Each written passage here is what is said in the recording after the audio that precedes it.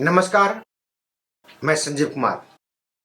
मैं आज आप लोगों के सामने फिर से एक बार उपस्थित हो गया हूँ देश की वर्तमान राजनीतिक हालात को लेकर के। देश की तमाम विपक्षी पार्टियों की राजनीति निकृष्ट हो गई है। उनके विचार 2014 के बाद से बिल्कुल ही गिर गए हैं। उनके वक्तव्य और उनके बात करने का तरीका बिल्कुल ही निकृष्ट हो गया है।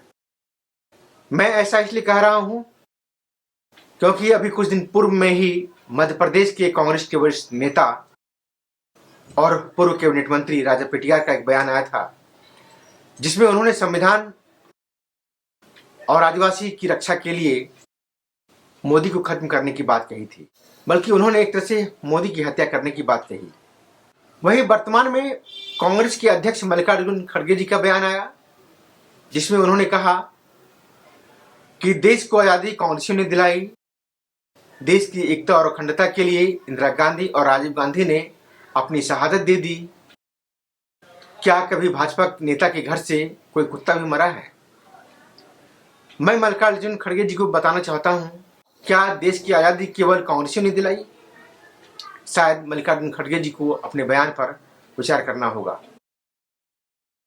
वहीं कांग्रेस नेता राहुल गांधी की भारत जोड़ो यात्रा दिल्ली में प्रवेश कर चुकी है और उनका जो बयान आता है, बार बार एक रटा रटाया बयान आता है कि मोदी सरकार वह अंबानी और अडानी के इशारे पर काम कर रही है। मोदी सरकार अंबानी और अडानी के दबाव में काम कर रही है। मोदी सरकार केवल पूंजीपतियों के लिए काम कर रही है। शायद राहुल गांधी को यह पता नहीं होगा कि देश के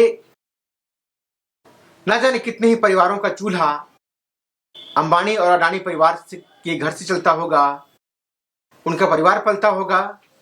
कितने लाखों लोगों को उनके यहां से रोजगार मिला होगा। वहीं दूसरी ओर उनका एक बयान आता है कि भाजपा और आरएसएस देश तोड़ने की बात करते हैं, नफरत फैलाने की बात करते हैं, जबकि उनकी यात्रा में इस तरह की कहीं भी देखने को नहीं मिला। राहुल गांधी को यह सोचना होगा, देखना होगा कि देश में किसी भी प्रकार की जब आपदाएं आई है तो यही वो आरएसएस रहा है जो अग्रणी होकर वहां के लोगों को सुविधाएं मुहैया कराई है और वहां के लोगों को सहायता पहुंचाई है। चाहे वो जम्मू कश्मीर में बाढ़ हो, या उत्तराखंड की त्रासदी हो, या साउथ इंडिया में कोई भी चक्रवात रहा हो, आरएसएस सबसे पहले पहुंचकर लोगों की सहायता की है। एक तरह से कह सकते हैं कि वर्तमान में जो विपक्षी पार्टियां हैं वो 2024 के लोकसभा चुनाव को देखते हुए इस तरह के बयान दे रहे हैं और उनको लगता है कि किसी भी तरह से मोदी सरकार को गिरा दिया जाए, उनको पद से हटा दिया जाए, चाहे किसी भी तरह के बयान क्यों नहीं देने पड़े। मोदी सरकार को 130 करोड़ की जनता ने चुनकर भेजा है और उनको सत्तासीन किया है। देश में कई तरह की समस्याएं थी, समस्याएं हैं और आगे भी बनी रहेंगी, लेकिन कांग्रेस के शासनकाल में जो धारा 370 था उसको हटाया नहीं गया।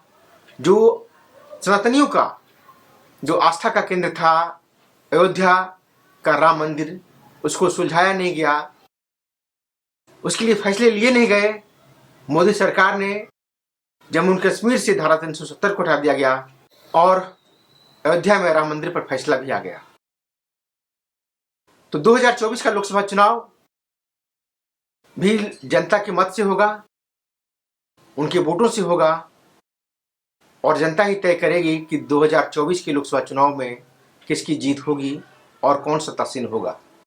यह तो आने वाला ही वक्त ही बताएगा। लेकिन जो गलती जवाहरलाल नेहरू ने नहीं कही, जो गलती इंदिरा गांधी ने नहीं कही, जो गलती राजीव गांधी ने नहीं की, वो गलती राहुल गांधी बार बार कर रहे हैं और आरएसएस पर सवाल उठा रहे हैं, जो कि ठीक नहीं है। वो निराधार है, उनके आरोप निराधार है। आप देखते रहिए Sanjeev Kumar pixel media 1984.com।